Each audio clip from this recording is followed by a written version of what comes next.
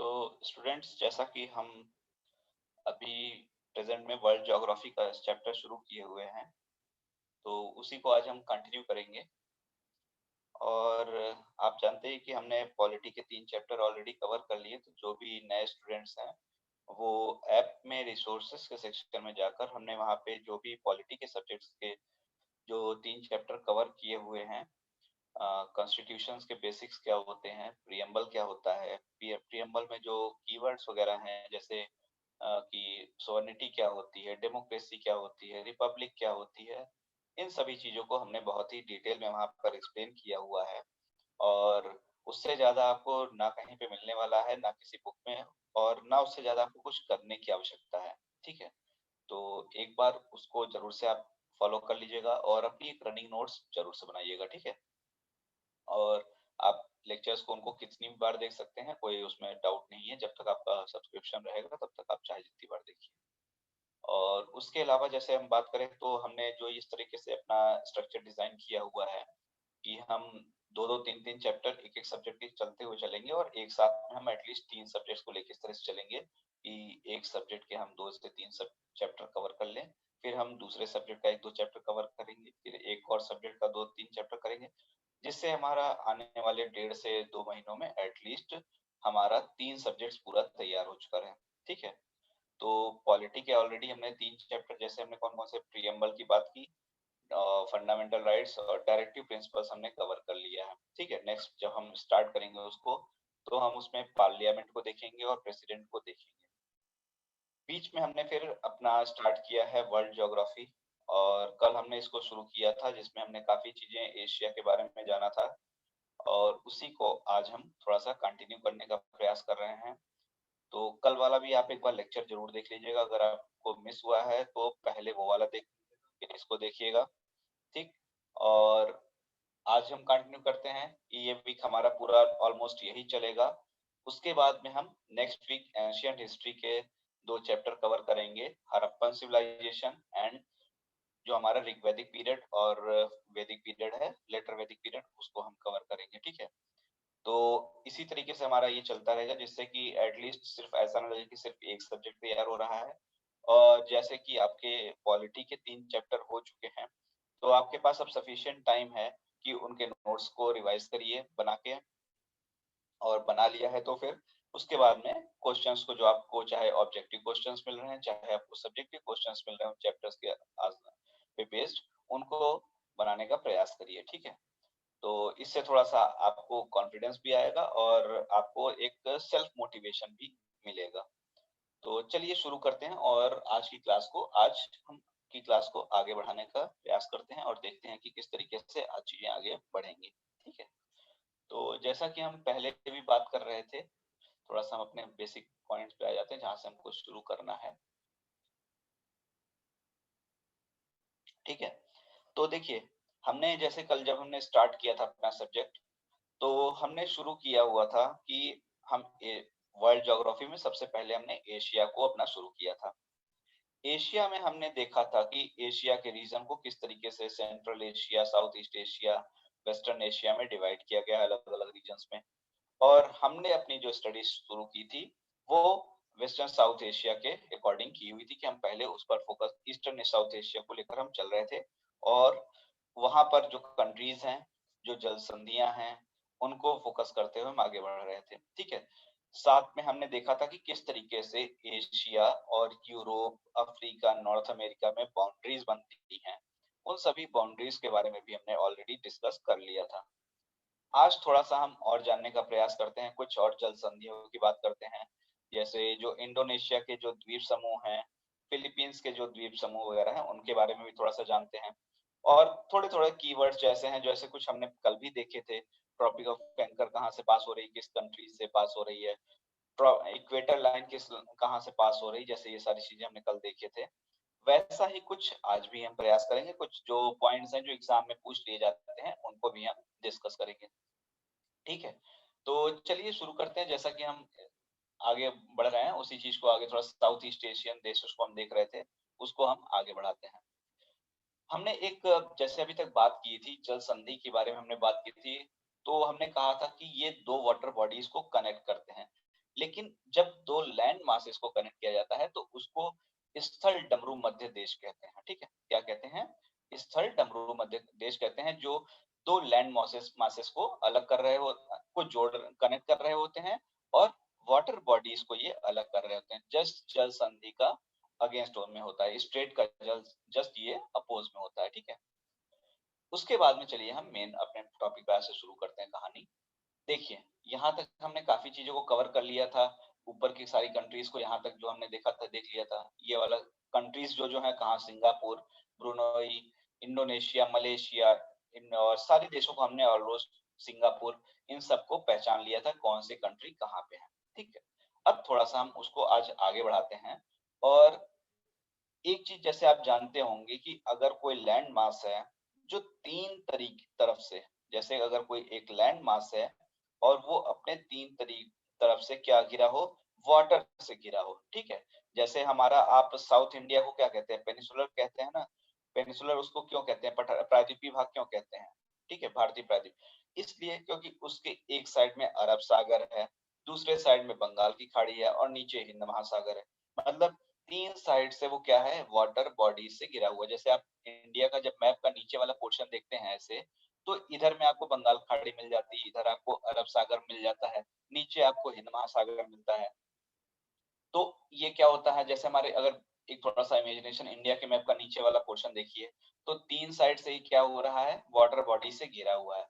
तो ऐसा अगर कोई रीजन हो जो तीन साइड से वाटर बॉडी से घिरा हुआ होता है, तो उसको प्रायद्वीप या पेनिसुलर पार्ट कहते हैं। ठीक है, तो ऐसा ही कुछ आपको यहाँ पर देखने को मिलेगा। ठीक है, यहाँ पर आपको, यहाँ सेक्शन से अगर आप देखेंगे तो यहाँ पर ऐसे आप चलते आएंगे जब, तो ये एक सेक्शन ऐसा जो सर्कल किया हुआ है, यहाँ पर भी ये तीन साइड से वाटर बॉडी से कनेक्टेड है। ऊपर में तो क्या कहते हैं, हमारा लैंड मास आ जाता है, लेकिन नीचे के साइड में जब आप तीनों साइड में देखते हो, चाहे इधर में, चाहे इधर में, चाहे इधर में, तो हमारी वाटर बॉडीज हैं। ठीक है, तो इन वाटर बॉडीज के कारण इसको क्या कह दिया जाता है, पेनिसुलर पार्ट या फिर प्रायद्वीप। और इसको जो नाम दिया जाता है, इसको आप याद रखिएगा, मलाया प्रायद्वीप। क्या नाम दिया जाता है, मलाया प्रायद्वीप। तो अगर जैसे आपसे एग्जाम में क्वेश्चन पूछ लिया जाए, स्टेटमेंट बना दिया जाए कि मलाया प्रायद्वीप हिस्सा है यूरोप का, एशिया का, अफ्रीका का, नॉर्थ अमेरिका का, तो आप यहाँ पे आंसर दे सकते हैं।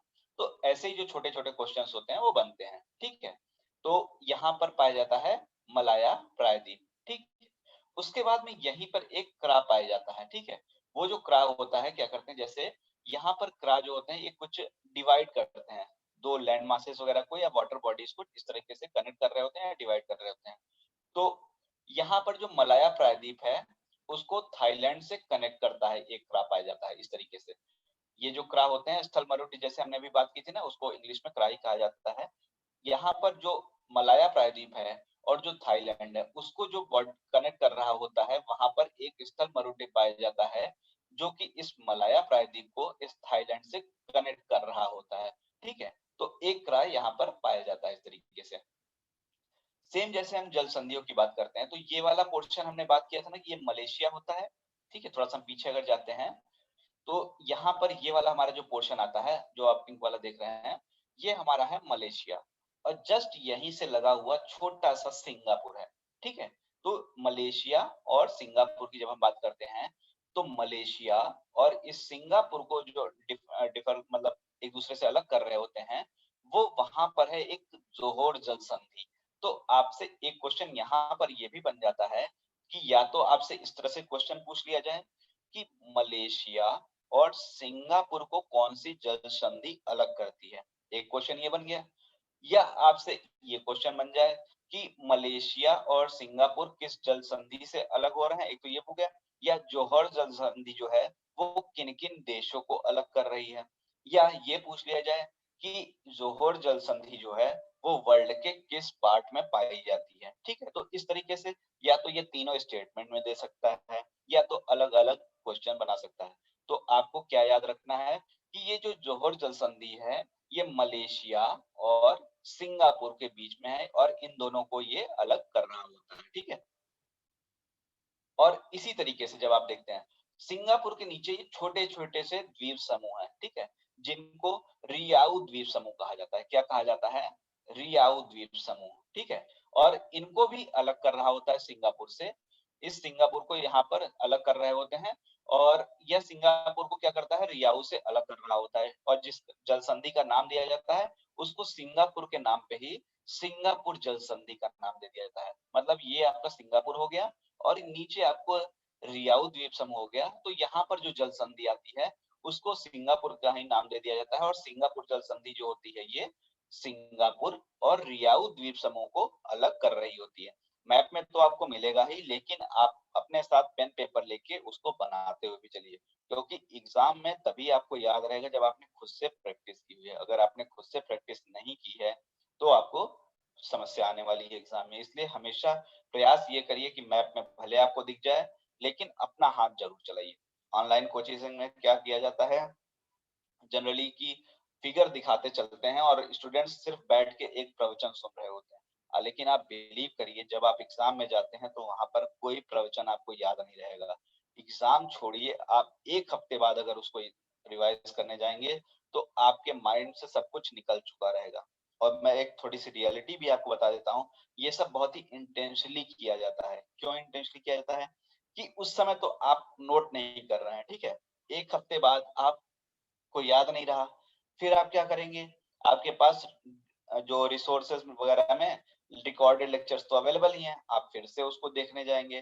तो आप तो दोबारा देख रहे हैं, लेकिन कहानी यहाँ क्या हो रही है, कहानी होती है ये कि आप उसके जो भी टीचर वगैरह हैं, जो भी इंस्टीट्यूट है, ऑनलाइन इंस्टीट्यूट, वो उनका रन टाइम बढ़ रहा होता है, ठीक है।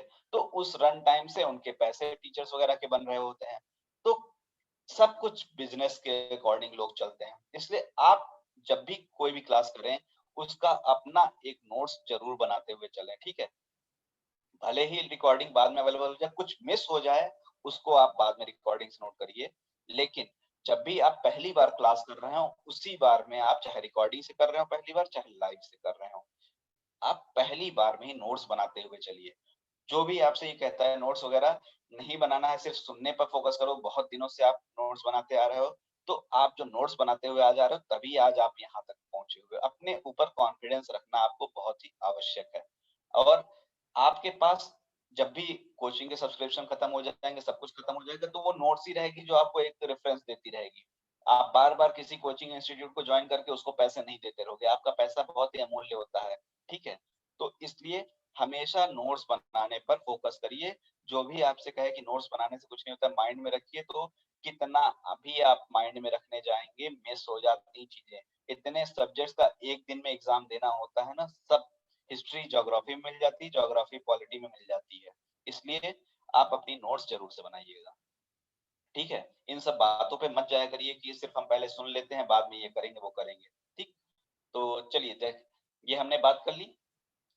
उसके बाद में इस बोर्नियो द्वीप की हमने बात की थी, हमने इस बोर्नियो द्वीप की बात की थी, और क्या आपको ये बताया था कि इनमें कौन कौन से देश हैं, याद करिए आप। एक हमारा नीचे वाला ये जो येलो पोर्शन आप देख रहे हैं ये इंडोनेशिया में आ जाता है। ऊपर वाला सेक्शन हमारा किस में आता था, मलेशिया में आता था।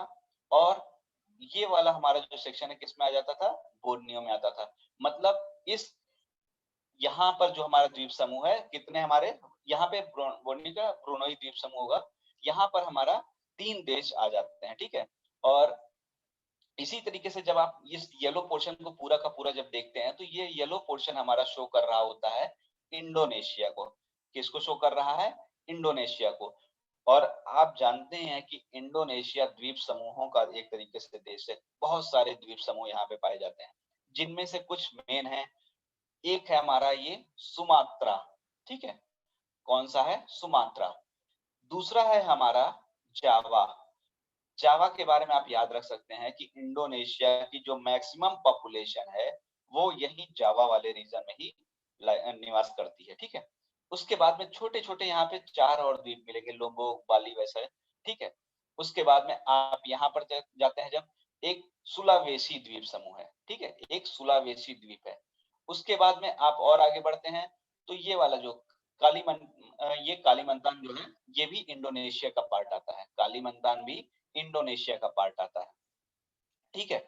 उसके बाद में यहाँ पर थोड़ा सा आप जाएंगे ऑस्ट्रेलिया से ऊपर में, तो यहाँ पर एक सेक्शन आप देख रहे होंगे, ठीक है। एक इसमें है इरियन जया इसको नाम दिया जाता है, न्यू गुयाना जो नाम दिया गया है। एक देखिए पापुआ न्यू गुयाना कहा गया है और एक न्यू गुयाना। तो ये जो न्यू गुयाना वाला एरिया है येलो वाला, ये इंडोनेशिया में आता है, और पापुआ न्यू गिनिया वाला जो एरिया है ये ऑस्ट्रेलियाई महाद्वीप में आता है। तो इसमें क्या कह सकते हैं कि यहाँ पर आपके दो रीजन बन रहे हैं, एक आपका इंडोनेशिया में जा रहा है और दूसरा आपका ऑस्ट्रेलिया द्वीप समूह में जा रहा है। तो जस्ट यहीं पर एक क्वेश्चन बन जाएगा जस्ट रिवर्स करके कि पापुआ न्यू गियाना किसका पार्ट है और न्यू गियाना किसका पार्ट है। तो अगर इसको मान लीजिए कह दिया इंडोनेशिया का है, इसको बना दिया ऑस्ट्रेलिया का, तो एक हफ्ते बाद आप कंफ्यूज हो जाओगे। इसलिए आप याद रखिए इन सब चीजों को कि न्यू गियाना जो है इसको इरियन जया भी कहते हैं, इसको इरियन जया का भी नाम दिया जाता है, और ये इंडोनेशिया का पार्ट है। किसका पार्ट है? इंडोनेशिया का पार्ट है। और ये वाला जो पार्ट है सेकंड वाला, इसका व्हाइट वाला जो आपको दिख रहा होगा, ये हमारा ऑस्ट्रेलिया महाद्वीप का पार्ट होता है, ठीक है। और ये कालीमंतान जो है ये हमारा किसका पार्ट होता है? ये हमारा इंडोनेशिया का पार्ट होता है। इस ब्रुनोई द्वीप का जो हमारा बोर्नियो यहाँ पे हमने जो लिख दिया इसको ब्रुनोई होगा। ये ब्रुनोई द्वीप का जो हमारा पार्ट ये वाला जो है कालीमंतान जो पार्ट है वो हमारा इंडोनेशिया कहा जाता है। उसके बाद एक छोटा सा बोर्नियो द्वीप आ जाता है और दूसरे बाद मलेशिया आ जाता है, ठीक है। जैसे इंडोनेशिया की बात अगर हम करें, ये लगभग 13,000 द्वीपों से अधिक है। विश्व में सर्वाधिक मुस्लिम पॉपुलेशन, जैसे हमने कहा था कल भी बात की थी, यहीं पर पाई जाती है। वर्ल्ड पॉपुलेशन में ये 4th नंबर पर है, और इसीलिए आप समझिए कि एशिया की पॉपुलेशन इतनी ज्यादा क्यों है। चाइना, इंडिया, इंडोनेशिया और पाकिस्तान जो पॉपुलस कंट्रीज हैं वो सारे एशिया में ही हैं, ठीक है। यहाँ के लोग को और कोई काम तो होता नहीं है, ठीक। सुमात्रा, जावा, जावा, बोर्नियो, सुलावेशी और इरियन जावा।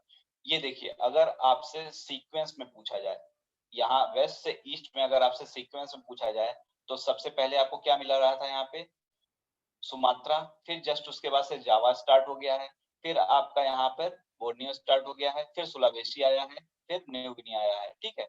तो एक आप वेस्ट टू ईस्ट का ऑर्डर लगाने के लिए भी आपसे एग्जाम में पूछा जा सकता है। या तो हो सकता है ईस्ट टू वेस्ट का ऑर्डर पूछ लिया जाए, या फिर वेस्ट टू ईस्ट का ऑर्डर।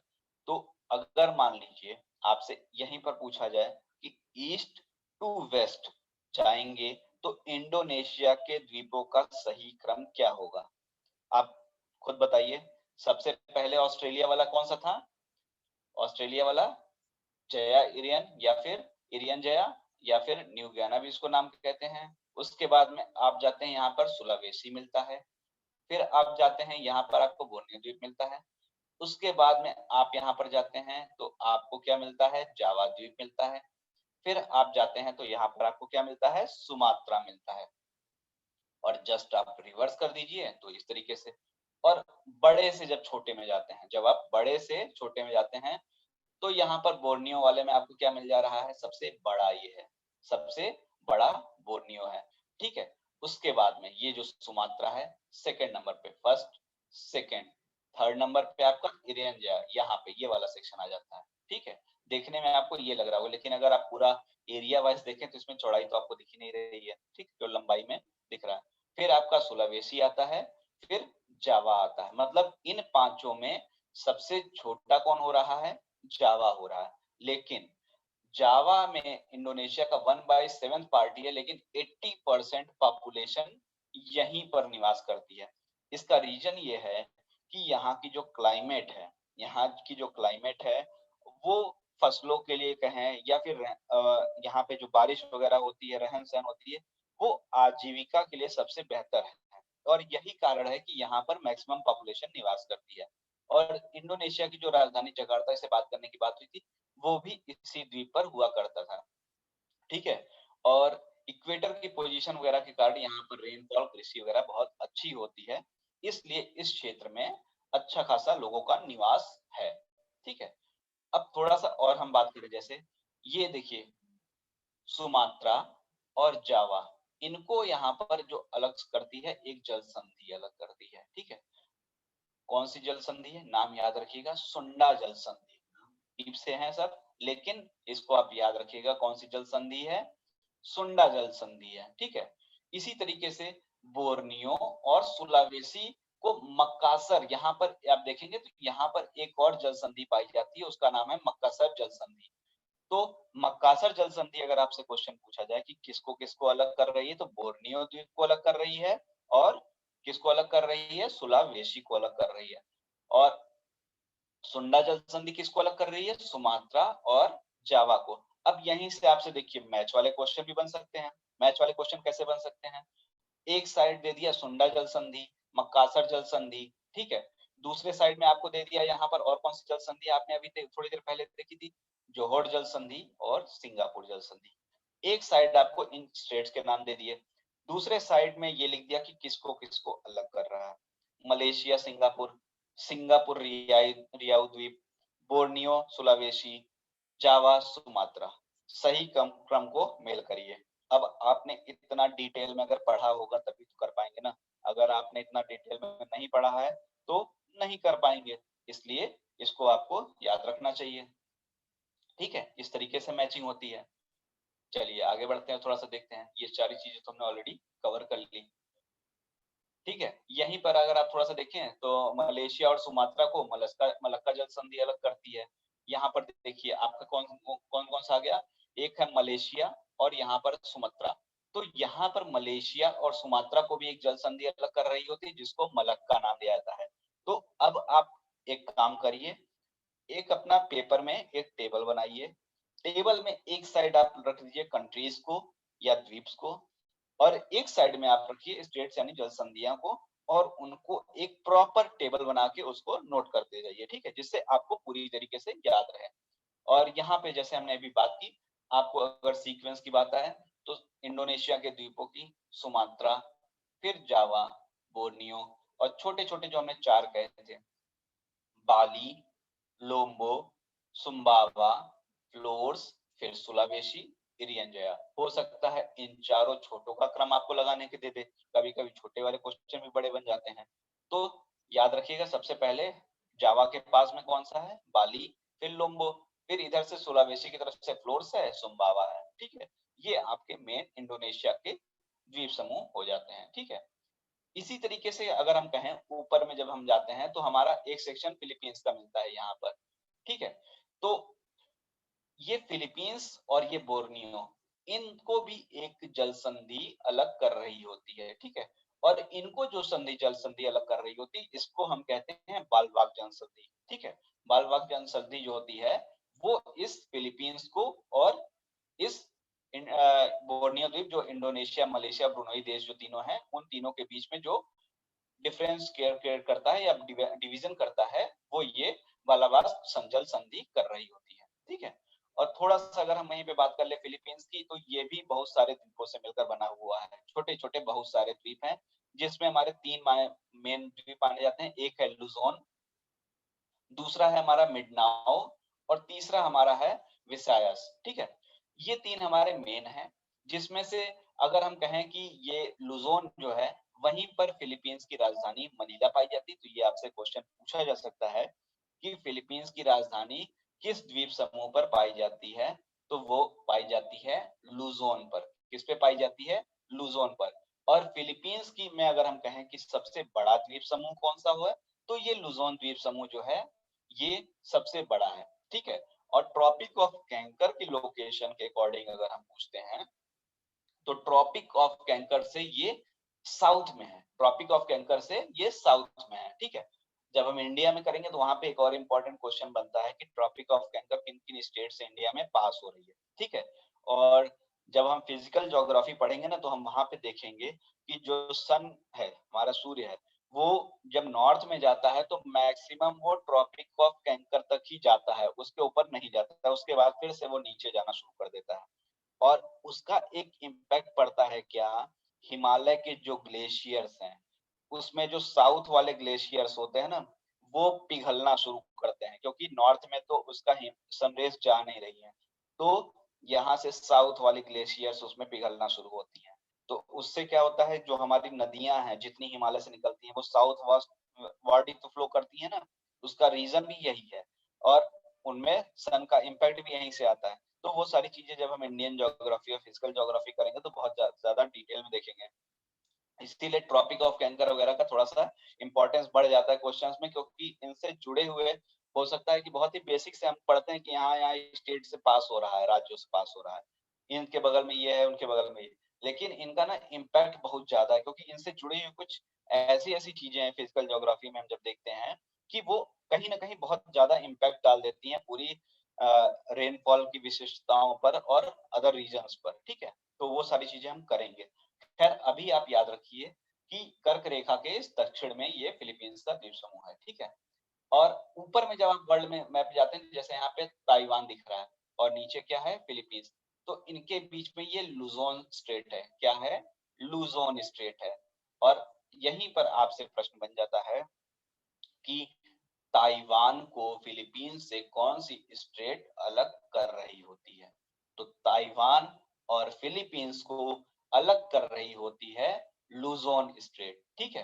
ताइवान और फिलीपींस, यहाँ पे स्पेस नहीं था तो अलग से इसे बना दिया कि लुजोन जल संधि के द्वारा लुजोन और ताइवान को अलग किया जाता है, ठीक है? तो ये हमारी सारी बातें हो जाती हैं किसके बारे में, साउथ ईस्ट एशिया के बारे में, ठीक है? और ये जैसे अगर आपने सिर्फ इसको ज्योग्राफी पॉइंट ऑफ व्यू से देखा ना अभी, अब आप थोड़ा सा इसको इंटरनेशनल रिलेशन से जोड़ने का प्रयास करिए।